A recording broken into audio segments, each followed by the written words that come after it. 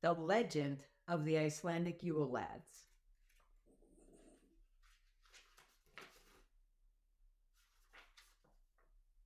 Once upon a time, there were 13 brothers who lived in the high mountains of a faraway land known as Iceland. The brothers were very naughty, loved to play tricks, and were known to cause the most trouble right around Christmas time. These brothers, known as the Icelandic Yule Lads, were half troll, half ogre, and as magical creatures they lived for a very, very long time.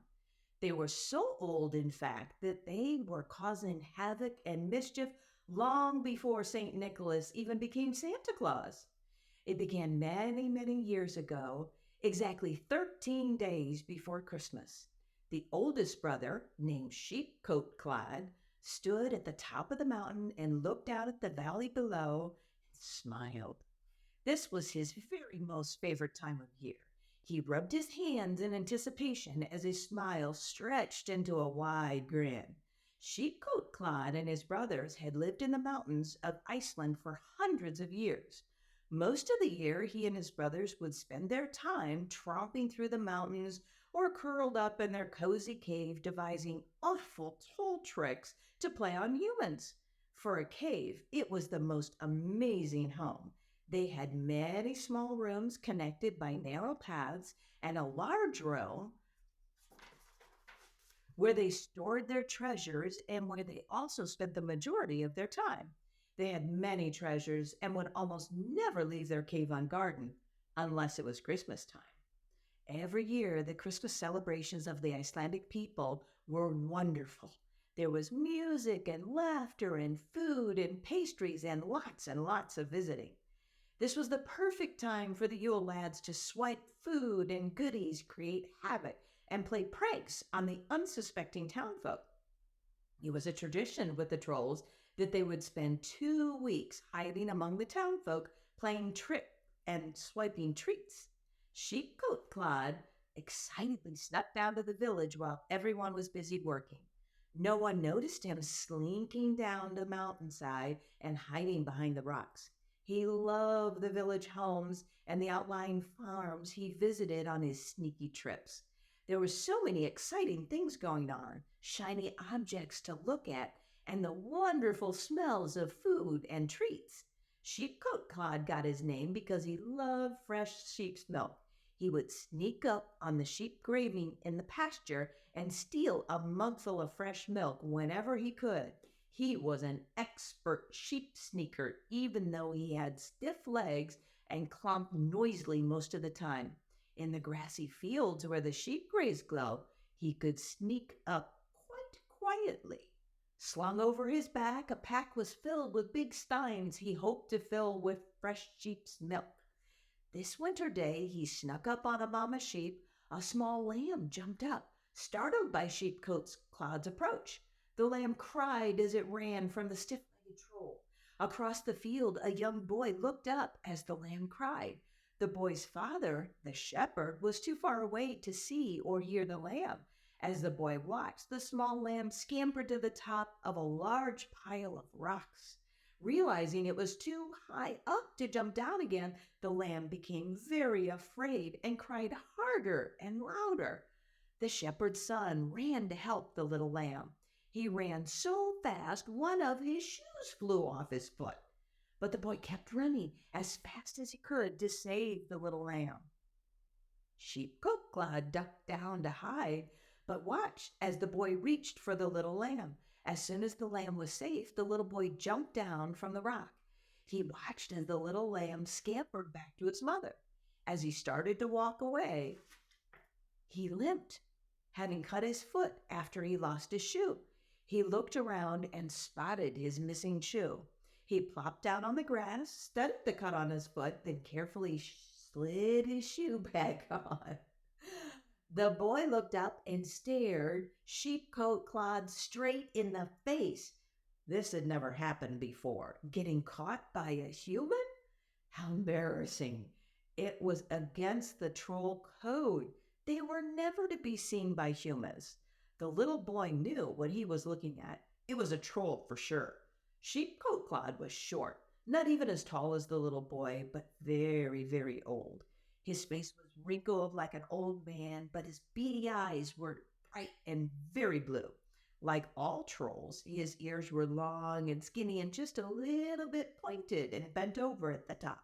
His face was long and thin, with a pointy, crooked nose and a pointy little chin. He had a scraggly mustache and whiskers on his chin with big, bushy white eyebrows. As the boy looked, he thought he had seen an odd troll, looked a little like the wild mountain goats he had seen. They stared at each other for just a moment, the troll and the little boy. Then the shepherd called, and the boy blinked.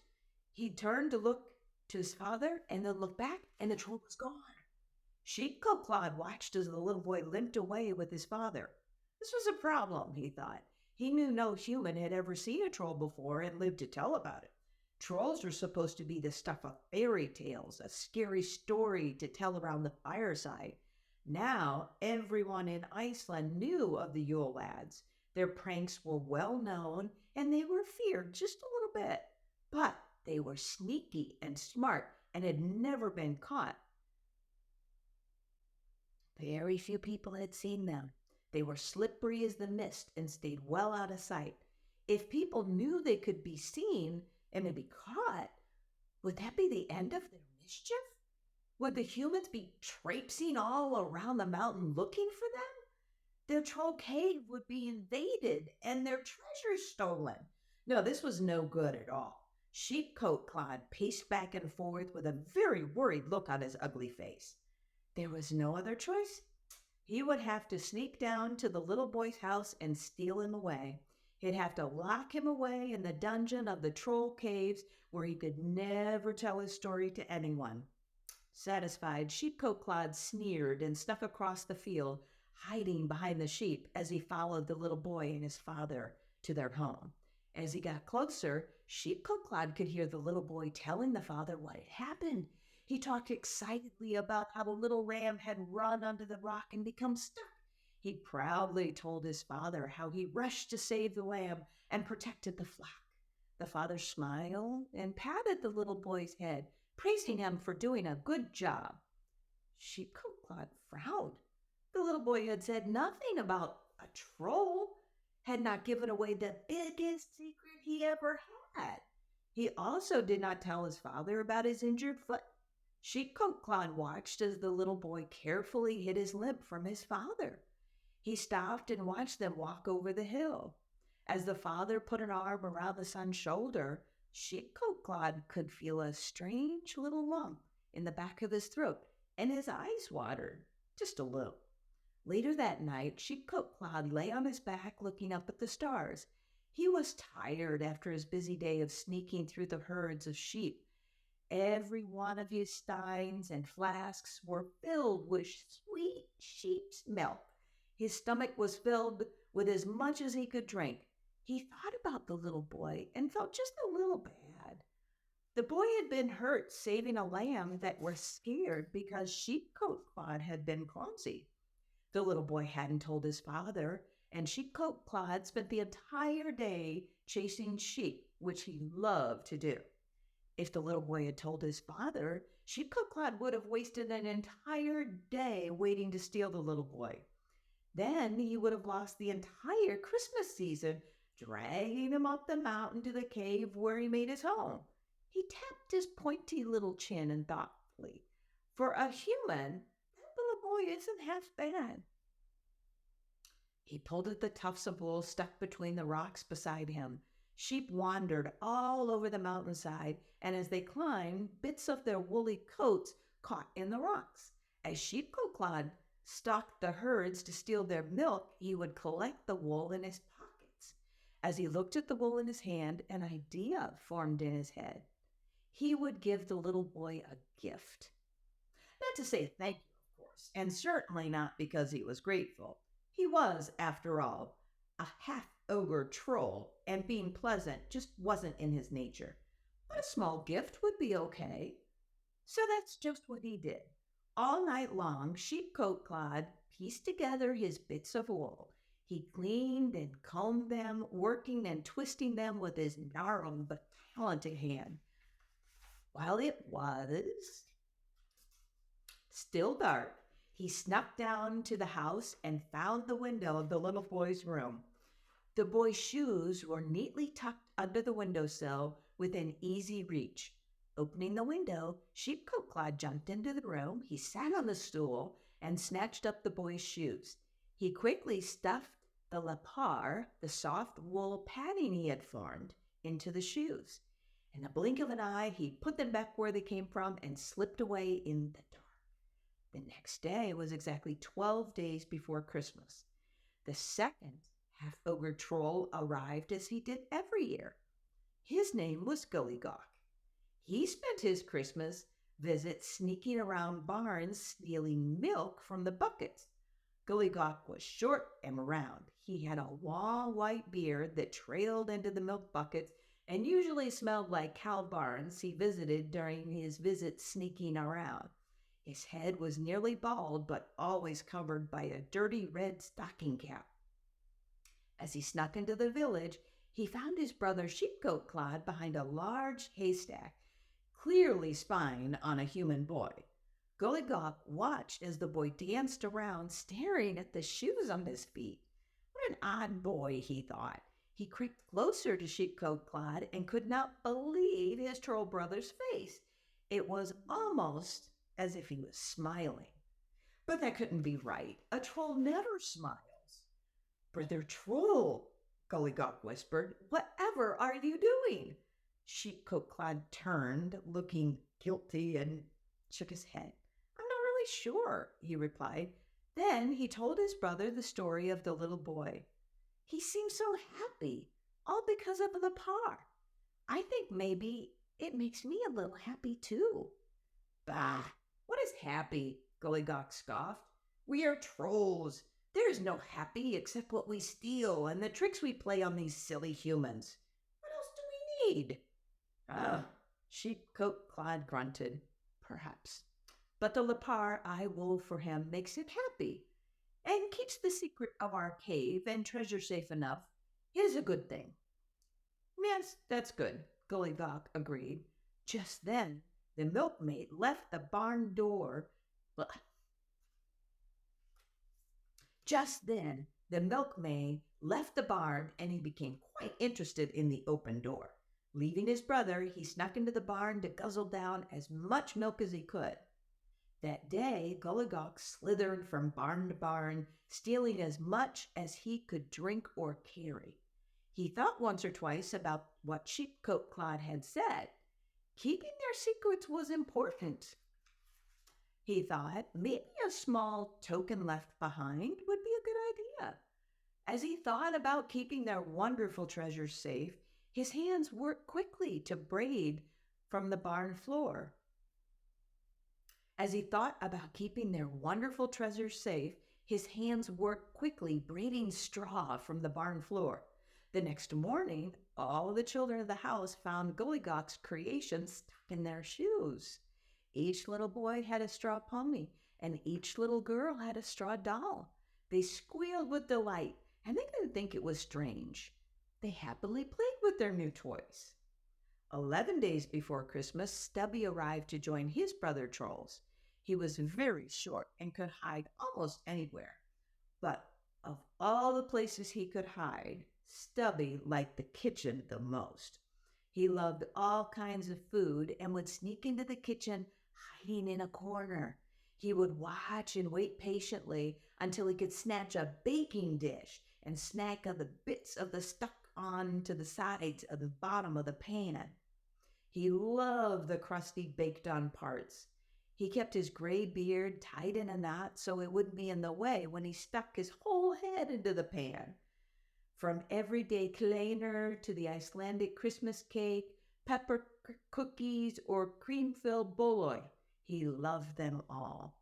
After spending a full day sneaking from house to house, stuffing himself on leftovers stuck to the pan, Stubby settled into a comfy pile of blankets deep in a dark corner. He thought about the stories his brother trolls had told him. They said it was important to protect their treasure, but he could see something else in their eyes. Cote Clod and Gulley-Gawk seemed happy that the children liked their gifts. How odd! He had never known his brothers, or any troll, to be happy or ever give a gift. Stubby thought and thought all day. Why would he want to give someone a gift? And if he did, would it make him happy? All Stubby ever needed to be happy was a nice pile of unwashed baking pans. The more stuck-on crusty bits, the better. He remembered hiding with Cote Clod and Gulley-Gawk to watch the children show off their straw toys. Stubby thought Gulley-Gawk looked pleased. Stubby wondered what that felt like. Couldn't hurt, he thought to himself. Besides, he wouldn't do it to make anybody happy. He would do it to protect their troll treasure. As he looked around, he saw a flock of puffins in the distance. There were many large flocks of puffins in Iceland. He thought they looked like miniature penguins, except their wings were bright orange and their feet and beaks. He would never admit it, but he loved those cute little birds. An idea came to him, and he almost smiled. That is, if a troll could smile.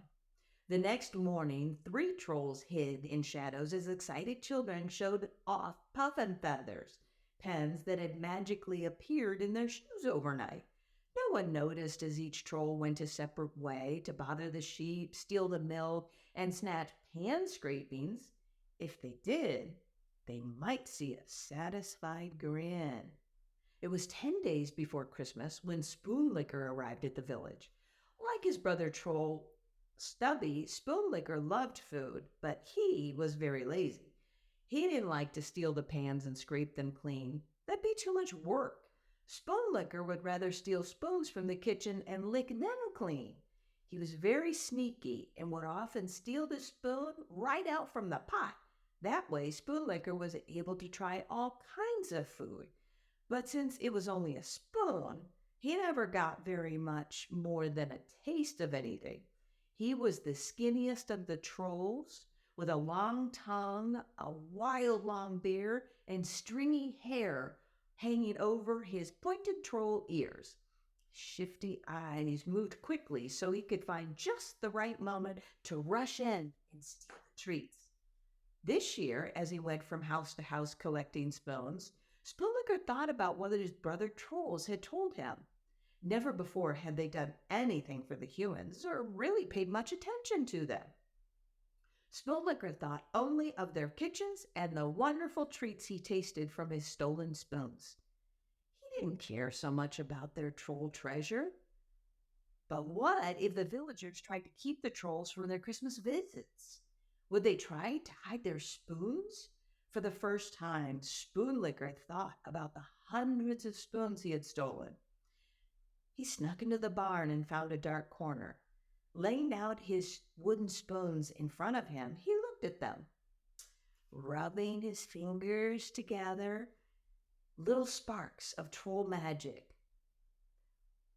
Rubbing his fingers, little sparks of troll magic sparkled as he picked up the first spoon. In a matter of minutes, he crafted the spoon handle into the likeness of a horse. He nodded and started working on the rest of the large pile. Late that night, Spoonlicker snuck through the homes of the children. In each pair of shoes, he left a small wooden carving, carefully made from a stolen spoon. 9 days before Christmas, there were 5 trolls in the village and the surrounding farms. Potscraper had joined his troll brothers. Potscraper was the least fierce of the trolls and a funny sort of chap. He had chubby cheeks and a round little nose and a white fluffy beard sticking out from his jaw. For a troll, he didn't mind children and never tried to scare them.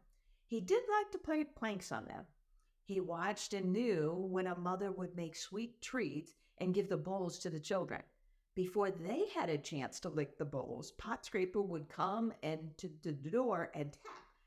The children would all rush to the door to see who had come for a visit. When they opened the door, no one was there. Potscraper would snatch the bowls, slurping and smacking his lips as he licked them clean. He had so much fun watching the children search for the missing bowls. This year, when his brother trolls shared what they had done, Pot Scraper thought to himself, what a fun trick to play! He would leave his surprise and watch the children try to find out where something came from and not where it disappeared to. The next morning, the children woke up to find candles in their shoes. They whispered to each other as the growing group of Yule Lads watched from their hiding places. Pot Scraper watched with glee as he saw the puzzled children. Why had they received candles? Who had left them? Pot Scraper cackled and clapped his hands at their confusion. It was 8 days before Christmas when the worst of the trolls arrived. Bowl Licker was smelly and dirty, plus he had no manners at all. He was even lazier than Spoon Licker. He would sneak from house to house and hide under the beds. He would wait until a bowl was put on the floor filled with table scraps for the cat or dog. Then, quick as a wink, he would snatch the bowl from under the bed. Like his troll brothers, he listened to what had happened this year. As a troll, he never thought about giving a gift. He thought about what each one had done and how the children seemed to like the surprises that they found each morning. He could do this too, he thought, but he was never one to do what he was told, and he always had to be different. He cared nothing for the children and truly didn't even notice them much. But every now and then, the sad look on a dog's face as he stared at an empty bowl made him feel just a little guilty. He had watched as more than one hungry dog sniffed and pushed at a dish the Bowl Licker had licked clean. Maybe his troll brothers were right, and he could get rid of that empty, sad feeling. Just maybe. The next morning, the children woke up to find their shoes filled with sticks and bits of yarn. Not a gift for the children, but for the pets Bowl Licker stole from. That day, the children played with their pet dogs and cats as the group of Yule Lad trolls went off to their mischief.